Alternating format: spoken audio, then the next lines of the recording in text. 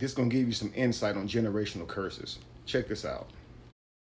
Make up things just to spend time with you, yet still we had no interaction.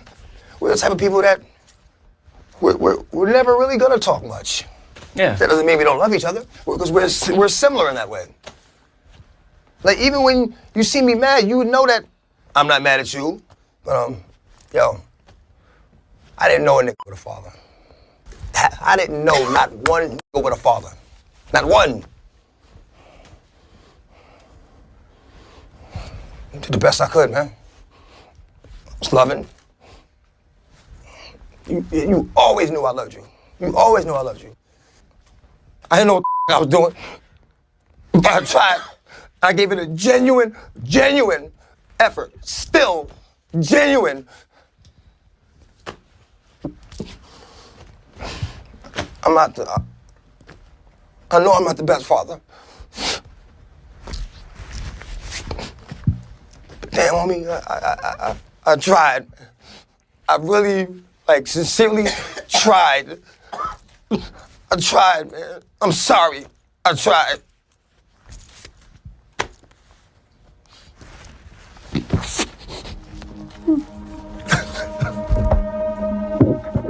That's all I wanted.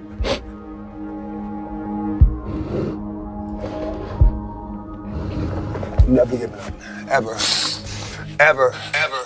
Ever.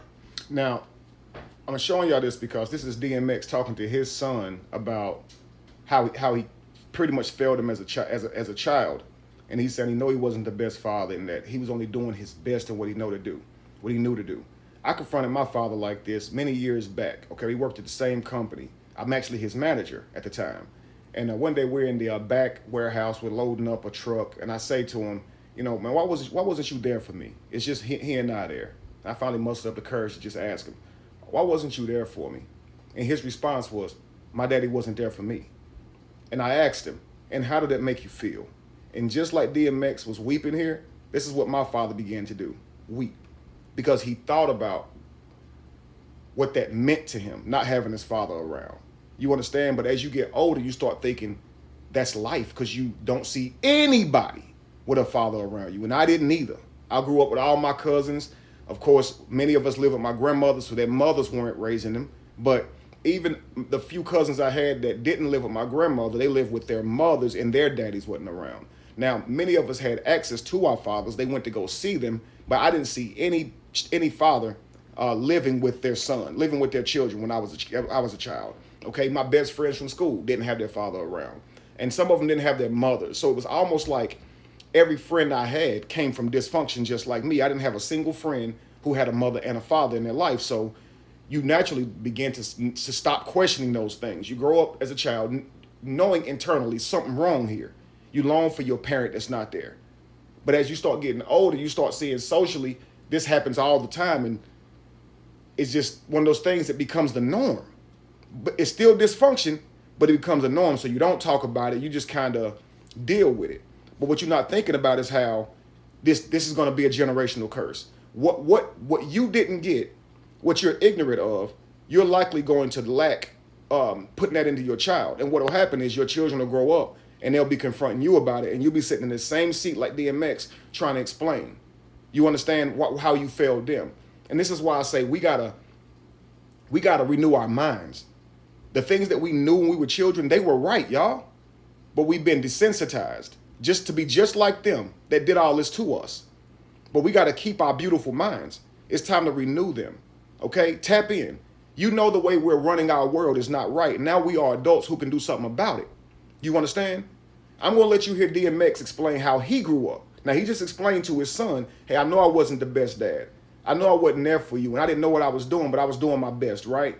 Listen to how he grew up. Just listen to this. Here's DMX in rare form. I remember a lot about my childhood. I used to get beat a lot of beatings. Who was doing the beating? My mother. If I did something wrong, her favorite thing was the extension cord. Well, she braided 3 of them together and would wait till I go to sleep. And she'd climb on my back, just like beat me so much. She used to beat me till she was tired. I think that's why it's hard for me to sleep sometimes. I remember one time she beat me with the broom and knocked out like 2 teeth.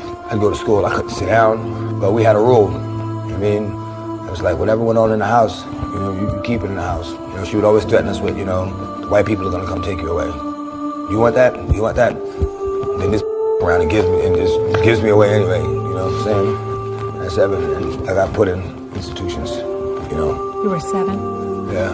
You know, the process is you go for an interview. That's what they call it. Like, oh, there's a place, you know, we think would be good for him, and you know, they use these words that are real vague in description. And you know, I go in the cottage with the kids, and she leaves. You know, and when she came back, I'm expecting. You know, a few hours later, she comes back. I'm like, all right, you know, I'm ready to get out of here. You know, I don't know anybody here. I'm like, you know, and she's like, all right, see you in 3 months. You know, I didn't bring a toothbrush, nothing. I mean, I had no clothes, anything. And it's like from way across the room. All right, see you in 3 months. I think that's when the problem was born. Pretty much said, you know what, everything and everybody, you're in, but it hurt. It hurt. You know what I'm saying? Like, yeah, you're just gonna leave me like, you know, my mother don't about me. It's incomprehensible. It's like, all of y'all, and what? What? You mean? That's what it was. That's what it was. And that's what it was. My mother, she told me, you're a piece of you're just like your father. You mean you're never gonna be. My mother told me I was gonna go to jail. No, my mother told me I was gonna go to jail and get from my ass by the time I was 14. You know, because I was such a problem. I was going to say the way she treated him was likely due to the disdain she had for his father, the resentment, all the stuff she had for his father. But he's telling you guys about his life, how he was beaten by her, abused physically, and then she would abuse him mentally. If you go tell something, these white people gonna take you away from us, and she would paint this whole horrible life, and really she was just gonna abandon him eventually anyway. You understand? And he's talking about all this pain that his mother subjected him to, and he's a grown-ass man crying about it still because you never really grow up from that. And so you're talking about this broken person who you can see right now display the brokenness. You're expecting this person to go out and be a great dad? No, there's so much therapy needed in our world, man. So she beat this man, beat him till she was tired, treated him like that. And notice he ain't mentioning missing his father. He's mentioning his trauma coming from his mother. The day he got abandoned at the place, and she said, I'll be back in 3 months. He said that's when it triggered something in him. F everything and F everybody.